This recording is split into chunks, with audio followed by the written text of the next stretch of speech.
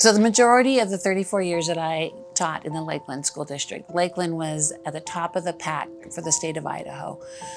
We were frequently in, the top 10th percent of the state in terms of academic test scores. In the recent 5 years, we have seen our school district fall into chaos, and a school board that has dismantled so many of the good programs that Lakeland was known for and put us in a situation where our budget has been more and more constrained. The Lakeland School District has always, historically for, I'm talking 50 years, has been a conservative, family values-oriented school district. What we noticed during and after COVID is I thought our superintendent and our administrators handled the 2020-21 school year beautifully. We opened schools up. We had the kids sitting 6 feet apart. We limited the cross exposure. So for example, the students didn't go to the cafeteria to eat. They ate in their classrooms. We didn't mix them up to go to specialists. They stayed in their classrooms. We shortened the day by 1 hour since kids weren't getting specialists, but we handled it beautifully. Kids were in school, and that became super attractive to families from other states who, were online schooling for a full school year and then some. So we attracted these families from other states that were more progressive and had more ideology that was more progressive and liberal. And they came here with those fears and some concerns. So I think that some of those board members became board members because of that ideological fear of their children being indoctrinated by leftist ideas. But those conversations and dialogues are happening at the national level. Here at the local level, in Lakeland School District, that has never been an issue or a concern. Now, I understand why they would be concerned, but if you are truly a part of our community and you truly understand what's happening in our schools, and if you really are listening and curious and asking questions, our school board members would have realized that none of that is on any educator's agenda. And it's not in our curriculum, and the state of Idaho controls our curriculum. So over the course of the past 6 years, we have seen our district change from one that was functional. Our levies were passing consistently. No one was afraid of losing our sports program for our kids. No one was afraid of losing dynamic programs like the advanced learning program. There was no fear because we were passing our levies, and our school board was functional, and our leadership and our superintendent were functional. In the past 6 years, everything has become contentious, so dysfunctional, so inefficient. And a good example of all this is that our former superintendent, Bob Jones, who taught in the Lakeland School District, was a teacher in the Lakeland School District, was a principal, and then became superintendent. Out of concern for his protecting a system that he helped create, an outstanding school system that he helped build, he was elected to the school board. And an example of that adversarialness, that kind of that defensiveness, that adversarialness. So here is this person who is a professional educator who really knows the business of public schools and came to the table to help solve the problems in a professional, diplomatic manner. The number of times that I saw some members of our school board speak to him in such condescending tones and dismissing his ideas and dismissing his knowledge and experience was just shocking to witness. So here are a few school board members who know really very little about the business of managing and running a school system the size of Lakeland's, which is about 4,000 students.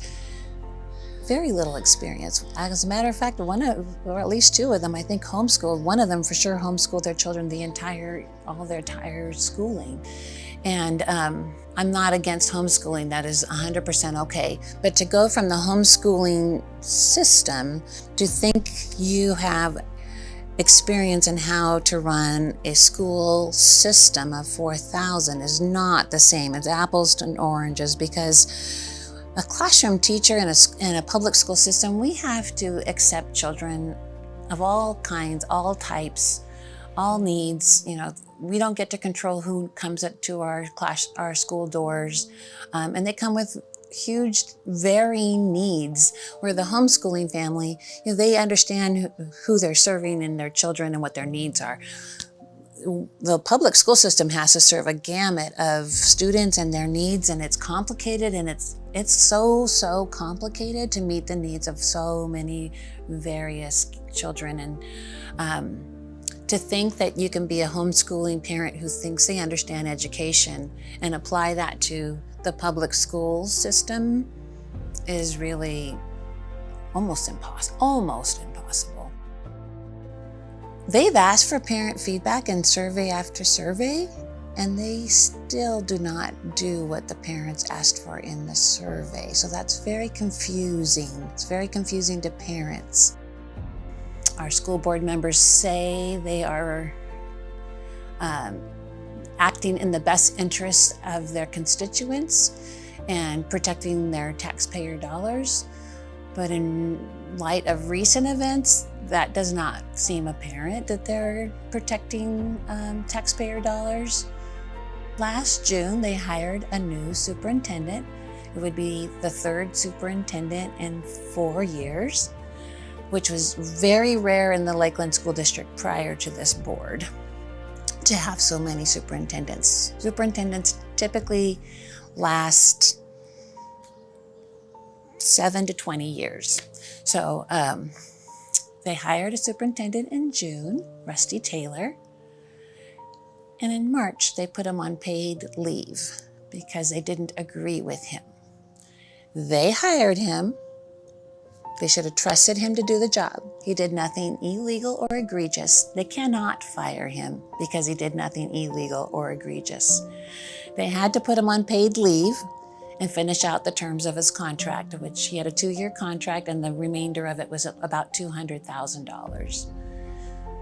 So, a good leader hires their superintendent and places their trust in that person and works respectfully with them, collaboratively to manage the school system. The fact that they put him on leave with that $200,000 left on his contract is gross mismanagement of taxpayer dollars, which over the years, a number of those board members have repeatedly said they're protecting taxpayer dollars. And I respect and understand that. I want our taxpayer dollars to be well managed and stewarded. But when they put the superintendent on a leave because he paid leave and gets the remainder of his contract, that does not feel like they are protecting our dollars. We're in tough shape when our maintenance levy, our supplemental maintenance levy, did not pass. And that levy is for building maintenance.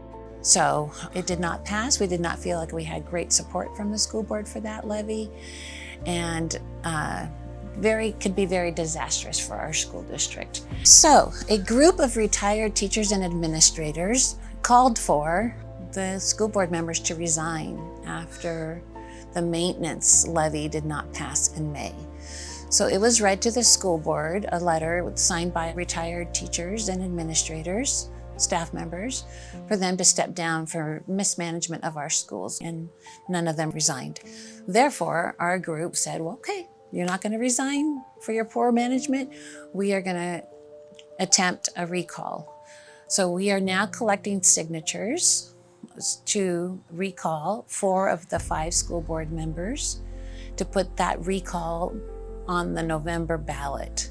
We're trying to get about 700 signatures for 4 of our school board members, and that's a lot to get. We can't just agree to disagree because our kids are too important for that. And so we need to remember our purpose and remember that our community success and the long-term health of the Lakeland community, and when I say the Lakeland community, I'm talking about the towns of Athol and Spirit Lake and Hauser and of course Rathdrum, that that long-term thriving and success of our communities, it really depends on our children and how much we invest in them and care for them. To get a quality education, it's the great equalizer of our society. Everyone wins when you have an educated populace. It creates a community that is thriving, supportive, economically sound, socially sound. You want a school community that is serving the whole child and providing enriching quality experiences. If we don't have those things, your community falls into dysfunction.